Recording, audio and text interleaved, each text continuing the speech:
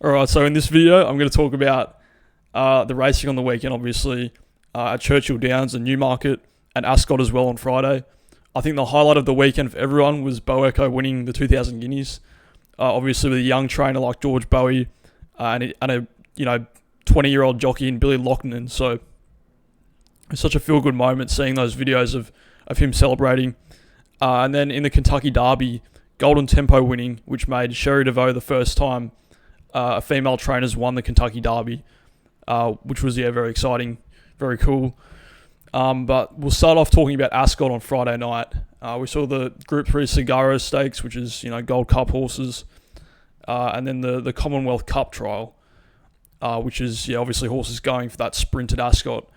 And we saw Sweet William win the Sagaro Stakes. He was about $2.50, $2.60, like a few hours before, and then a lot of money really came for him. I think he went off at like $1.90, $1.80, and he won quite well. He really did fight out the finish with Caballo de Mar, who is a good horse.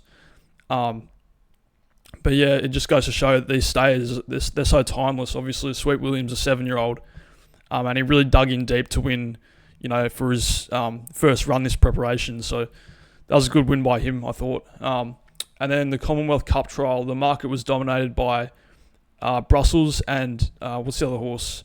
Wise Approach, who was the Middle Park Stakes winner from last year. And obviously a lot of hype behind him because of the way he won that Group 1. But yeah, he just never really looked like winning at any stage. And Brussels just didn't really fire either. So obviously Koppel, which was my pick as well, ended up winning. I only picked him because I just had issues with Wise Approach carrying more weight and Brussels having his first run at being an Aidan O'Brien horse. You don't know where they're at. So I thought Koppel was always a big chance of winning that race. And then the other main race there was the Paradise Stakes, which John Quill won. And he was always quite a promising 3-year-old, however, never really got to the heights that they thought he might get to. So good to see him win here. And I'd say that'll be Juddmont's horse for the Lock-In Stakes, with Field of Gold not going there after complications after his last race. So and also on Friday at Newmarket, I was really taken by Ancient Egypt's win in the Newmarket Stakes. He was at the front the whole way. He looks like Frankel, who was his father. He is a really nice, impressive looking horse. And obviously being owned by Ammo Racing, he's going to go to the Derby next probably. I'm not too sure if he'll have a run maybe in like the Dante or, one of those races before the Derby. I'm not too sure, but, I'd say this is, a pretty good chance for Ammo. Like, he looked really good. I think he'll get a mile and a half. So, we might see like a similar sort of thing how, King of Steel came second in it 2 years ago. Or 3 years ago, sorry. So, yeah, he does look quite nice, Ancient Egypt. And looks like he's kind of, they put a lid on him a little bit. I think he had a few sort of like temperamental issues at the end of last prep. So, yeah, he looks good. We'll go on to Saturday, which was the Guineas Day. And yeah, it was pretty good. I mean, yeah, we'll start off in the Palace House Stakes. Obviously, As4 was running here, but Henry Dwyer did say before the race that she'd need the run, so she didn't run that well here. Although you can kind of forgive her carrying like a penalty for winning those Group 1s, and it's her first start back, so it was cool to see Night Raider break through. He was running the 2000 Guineas 2 years ago, so it's interesting to see that he's now a 5 furlong sort of horse, and he won pretty well. So that'll probably set him up for like a Temple Stakes and then a King Stand Stakes. So yeah, interesting. What then have a few of these good sprinters, don't they? They've got Night Raider, they've got Lazat, they've got Flora of Bermuda. So yeah, and then the big one, the 2000 Guineas. How good was it? Bo Echo it was a great race. Like Bo Echo and Gustard were like miles ahead of the rest of them. And Distant Storm, who was my pick for the race, alongside Oxygon. Yeah, obviously we got it wrong, but I don't really care. Like that win was just so good, and to see him fight it out with Gustard, that was pretty cool. And I've always thought very glowingly of Gustard. I think he's a ripper of a horse. So yeah, we'll just look at the video of the end. As they now begin to head towards the dip. The Guineas is such a great race, isn't it? The way they're all fanned across the rally mile is just so sick. Then the Secret Adversary into the Sky and Distance Storm and King's Trail. Yeah, and the Secret Adversary ran a great race as well, you know. I said him and Power Blue were like, you know, good sort of each way chance, although like none of the players, but still they ran above their prices, I thought. Then you got Billy celebrating. And I love the I love the cold celebration by Billy over the line. Like if I was that age doing that, I would have done something similar. I think. Yeah, it was a real feel good win seeing Bo Echo win the 2000 Guineas, I thought. And then we'll quickly go on to last night. Obviously the 1000 Guineas.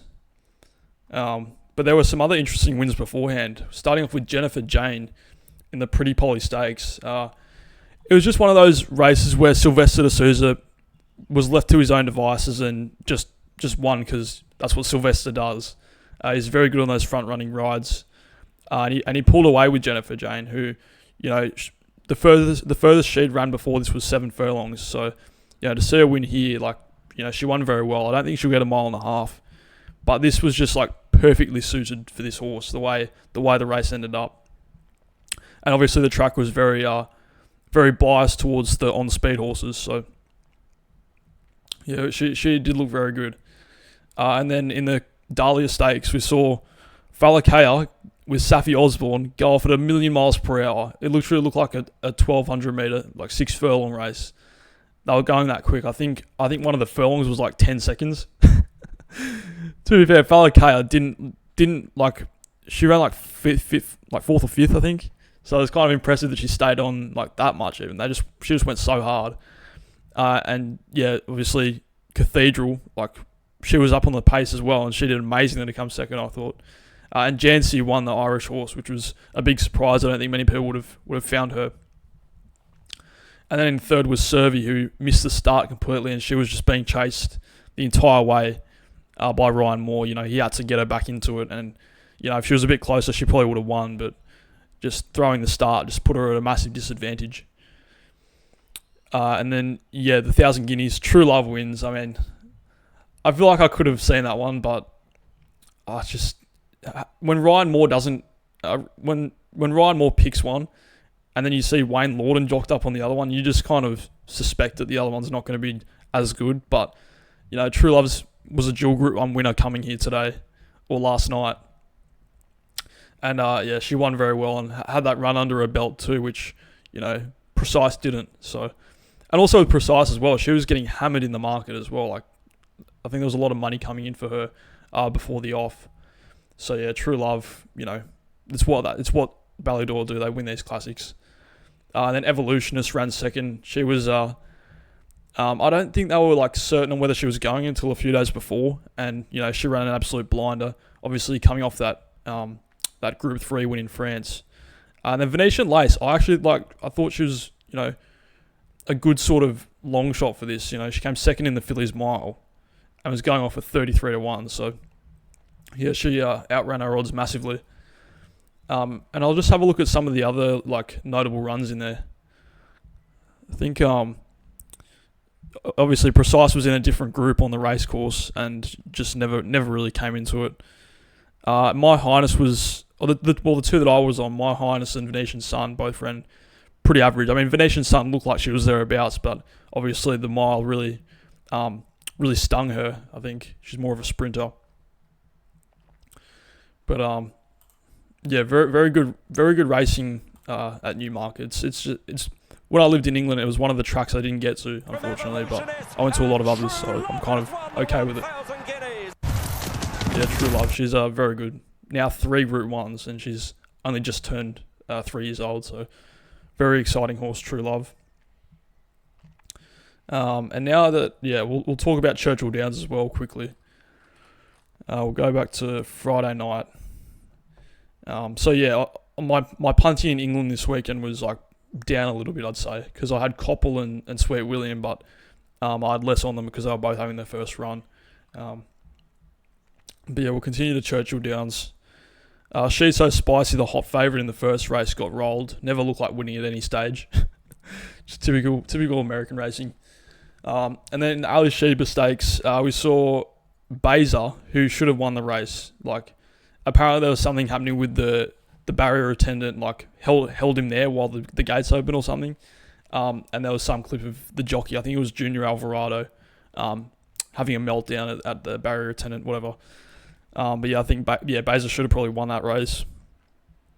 And then in the Modesty Stakes, we saw Kathy and Marissa, who hasn't run in almost a year, come back and win.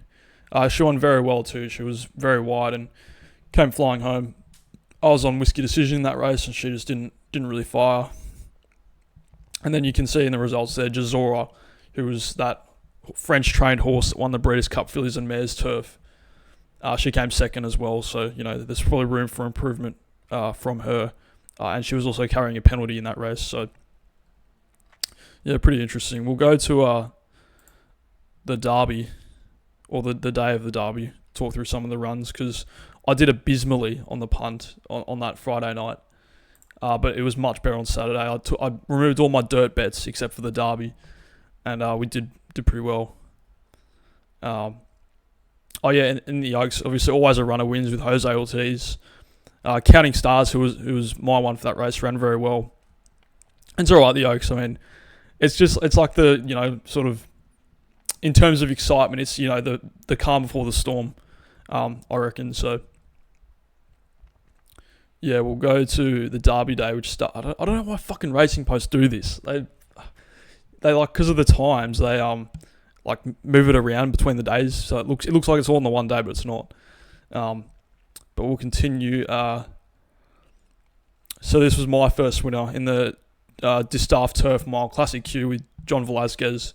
Won very well. She just looked like the better horse. I thought she was, priced kind of weird going into it. I thought she should have been like a $4, $5 chance, and I was on her at $9.50. So that was that win alone basically reversed all the damage from day one. And then we'll keep going. Obviously, Stark Contrast wins the American Turf. He's very, very clearly one of the best turf horses in the country. And we already knew that after that second to start in the Breeders' Cup Juvenile Turf. So, he's one on the up, Stark Contrast. And then the Churchill Downs Stakes, which I thought was the race of the entire meeting. Just so many good horses running in it. And Teo Elvis from Japan, the only runner from Japan in the race, absolutely blitzed them. Beat Knightsbridge, beat Cornucopian, all these hyped up, amazing American dirt horses. Ryuzi Sakai and Teo Elvis just destroyed them. So yeah, it's just a part of the Japanese domination. They're just going to win everything in the world in the years to come. They'll win a Kentucky Derby soon enough. They'll win an Arc soon enough. But yeah, we'll continue to the Turf Classic, and this is my other win, Rhetorical. I rattled Tees, another one that just never looked like losing, which was, a relief. And cool to see Make Me King come second as well. Obviously owned by Watnan, was last seen running fourth in the Dubai Turf to Ombudsman.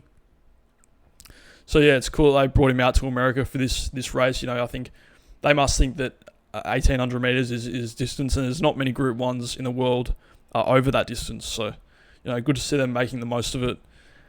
And then we'll just talk about the Kentucky Derby. Obviously, arguably the main race of the entire weekend. It's just such a it's such a big thing in sport, the Kentucky Derby. And obviously, we'll just have a look at the video. At the start, you can see Renegade get jostled around on the inside. So brutal as well. You never see that shit happen in a turf race, I don't think. But yeah, we'll move forward a little bit. Golden Tempo, the winner, was just so far back. Oh my god, in the red hat. Literally 20 lengths.